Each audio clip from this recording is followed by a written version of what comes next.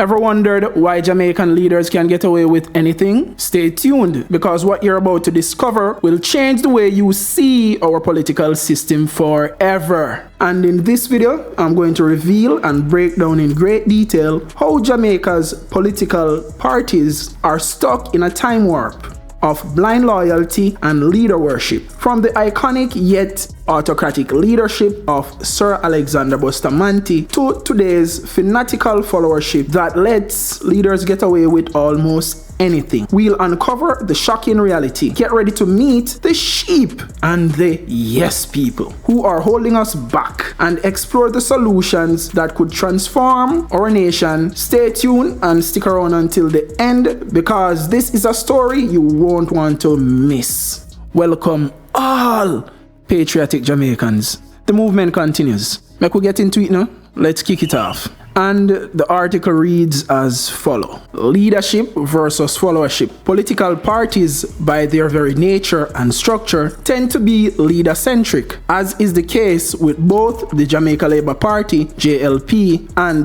the People's National Party, PNP. From a historical perspective, the JLP has become more leader-centric, which was primarily manifested in the leadership style of its founder, Sir Alexander Bustamante, who was both revered and feared as the chief. There was also the blind loyalty he cultivated as an effective and beloved trade unionist / labor leader, reflected in his followers declaring, "We will follow Bustamante till we die." One of his successors, Edward Seaga, took his autocratic approach to an even higher level, declaring at one point during a perceived leadership challenge that there was only one Don in the party. In the case of the PNP, given the socialist leaning of that organization, emphasis was more on ideology, but the charismatic emergence of Michael Joshua Manley, who some even likened to Bustamante because of his persona, saw the party becoming extremely leader-centric throughout his reign, especially during the turbulent 70s.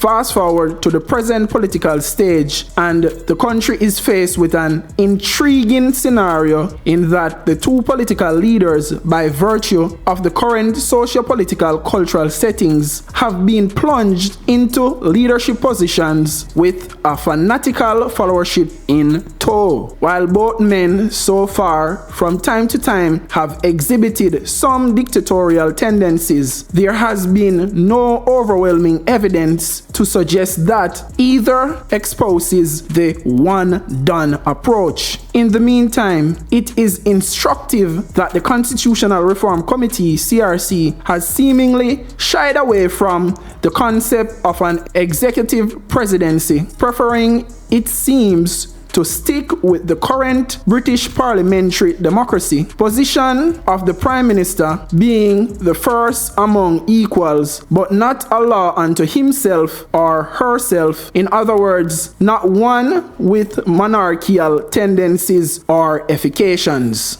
In the meantime, it is safe to say that Jamaica is suffering from a crisis of followership, as both parties have attracted and maintained a hardcore support base, which sees everything through either green or orange lenses. On the other hand, there is that growing majority of Jamaicans who have been saying a plaque on both your houses and have remained in the uncommitted column, thus creating a clear and present danger to our democratic way of life. This sad truth is that this partisan followership, which is famous for practicing the ill-advised tendency of "what about your party?" or "what about ism?" has created a situation in which their leaders can get away with murder. And regrettably, this blind loyalty has allowed whichever party is in power to get away with many acts of corruption, because, as some diehards say, it's our time now, or a fewy time now. It is in this context that some discerning and concerned Jamaicans are proposing that an aspect of the constitutional reform process should embrace the idea of servant leadership, which in in a real way would help to lessen the overarching influence of a leader-centric party with a die-hard followership. What is servant leadership? According to one renowned scholar, servant leadership is a leadership approach in which the primary goal of the leader is to serve others. The leadership style prioritizes the needs of the team members, the organization, and the community above the self. The servant leader empowers and develops people, demonstrates humility, and contributes to the well-being of others. They place a great emphasis on the growth and development of their team, aiming to enhance individuals' abilities and foster a positive work environment. Against this backdrop, one distinguished scholar argues that effective followership determines whether or not a leader will be successful. Thus, the power for decision-making lies either in the hands of the leader or followers. The most undesirable followers are the ones who are dependent, passive, and lack critical thinking. They fall in a group called sheep who mindlessly follow a leader. The yes people group are active but lack critical thinking and independency, which is why they actively agree with a leader. A follower can also be independent and critical but be passive, which creates a group of alienated followers. On the other hand, the most desirable followers are the ones who are active, independent, and can think critically. These types of followers are called effective followers because they improve a leader. The majority of people fall into the fifth category of followers, who represents the survivors group, and they demonstrate the traits of all other four groups. In real terms, therefore, it is important to note that both servant leadership and followership leadership focus on service to the other party through proactiveness and empathy. They approach their goals through different perspectives, where the former focuses on a leader and the latter focuses on the followers. Prime Minister and JLP leader Andrew Holness, as well as opposition leader and PNP President Mark Golding, should seek to embrace this proposition of servant leadership, thus becoming transformative and leading from in front. In this vein, they should also encourage and establish processes in their respective parties to educate their followers so that they don't remain as mere sheep.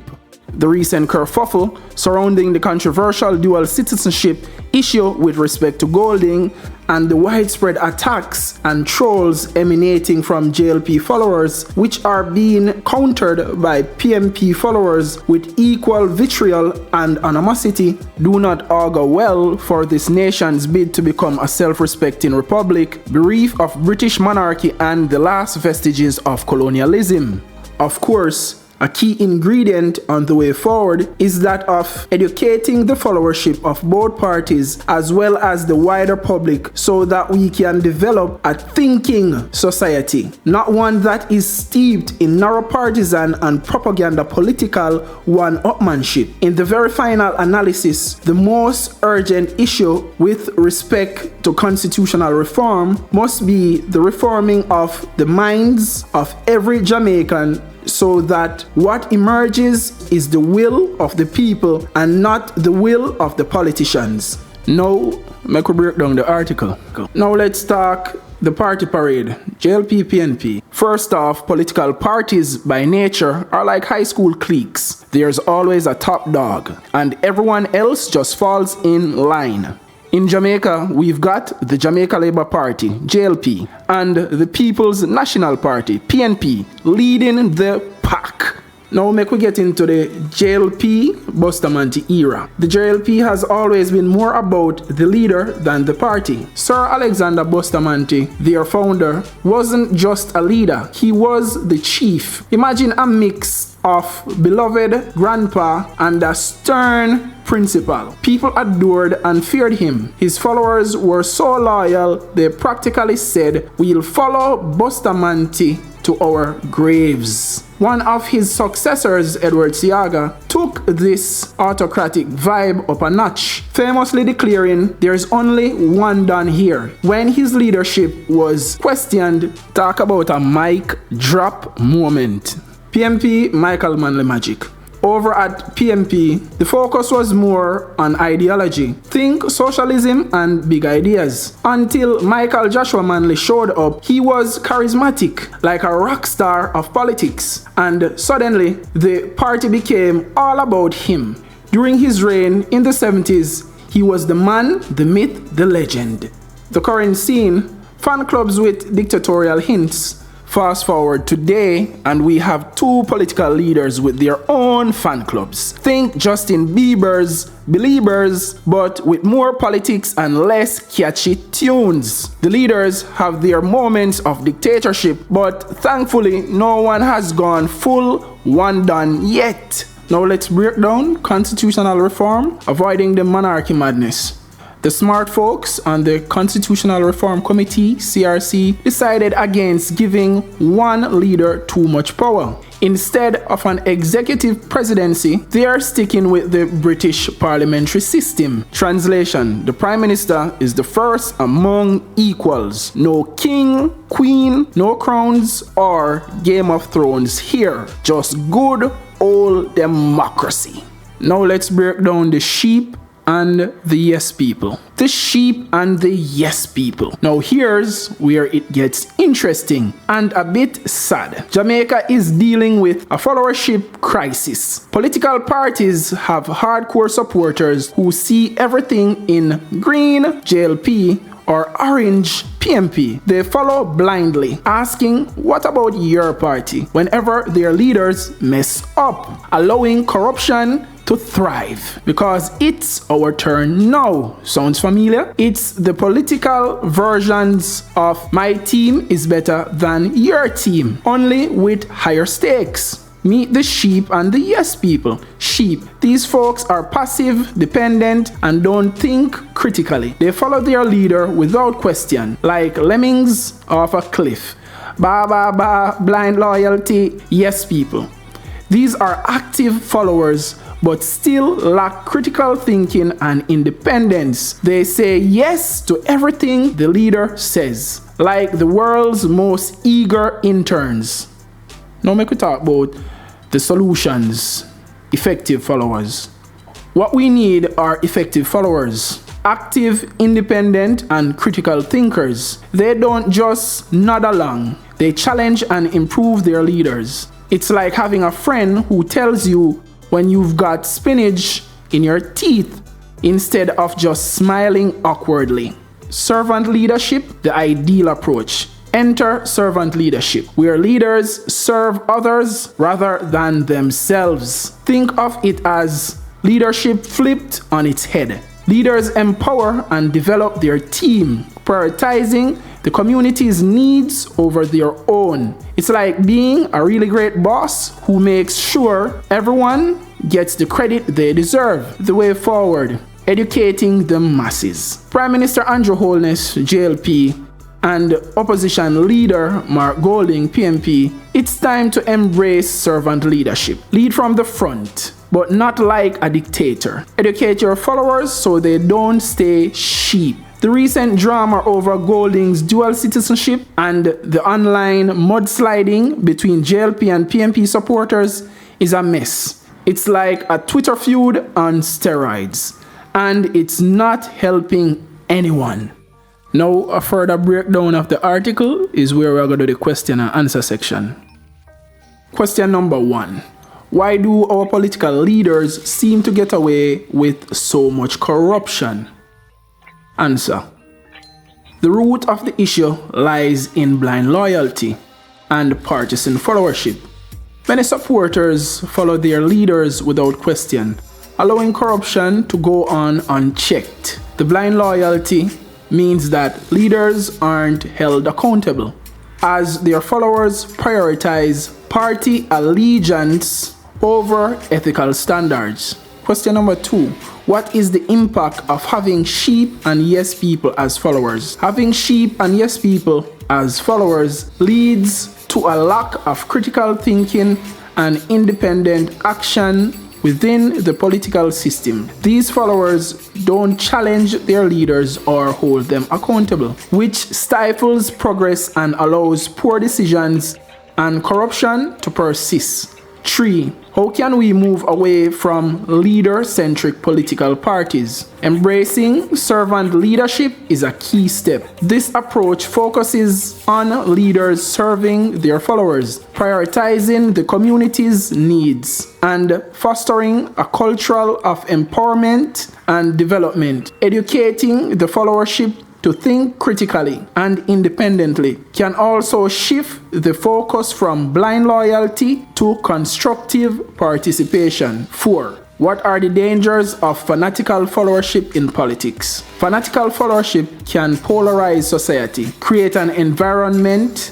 of us versus them, and lead to the normalization of unethical behavior. It undermines democracy by turning political discourse into a battle of blind loyalties rather than a platform for rational debate and accountability.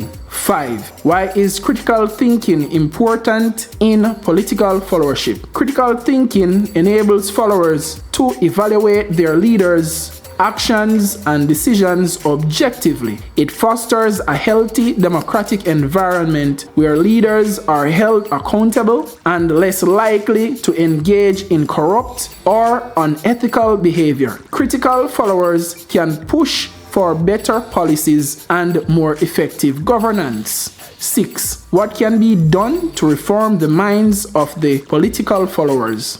Education is crucial. Providing comprehensive civic education that encourages critical thinking and an understanding of democratic principles can help reform the minds of the political followers. Additionally, promoting independent media and open dialogue can help individuals form their own informed opinions rather than blindly following party lines. 7. How does blind loyalty threaten democracy? Blind loyalty threatens democracy by creating an environment where leaders are not held accountable for their actions. It leads to a lack of transparency and encourages corruption. In a healthy democracy, leaders should be accountable to the people, and the people should be informed and engaged, not blindly loyal.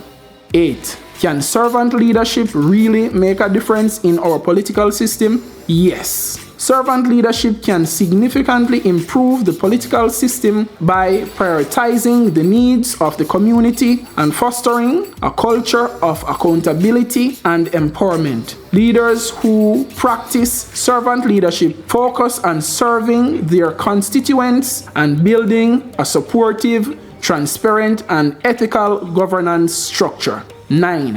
What are the characteristics of effective followership? Effective followership are active, independent, and critical thinkers. They do not just follow orders blindly, but instead assess situations, provide constructive feedback, and hold their leaders accountable. These followers contribute to better decision-making and more robust leadership. 10. How can we encourage more people to become effective followers? Encouraging effective followership can be achieved through education, promoting critical thinking, and creating platforms for open dialogue. Leaders should also model and reward independent thinking and accountability within their parties and communities. By valuing and listening to constructive feedback, leaders can cultivate a more engaged and thoughtful followership. In conclusion, Jamaica needs a thinking society, not one mired in partisan propaganda. Reforming the minds of Jamaicans is just as crucial as reforming the Constitution. It's time for the will of the people to take center stage, not the will of the politicians. If you enjoyed this deep dive into Jamaica's leadership dynamics, don't forget to check out my next video, how poor governance is holding Jamaica back and how we can fix it. Click here to watch it now. Don't forget to like, subscribe, and hit that notification bell for more inspiring content. Hit that subscribe button and stay informed. One love, Jamaica.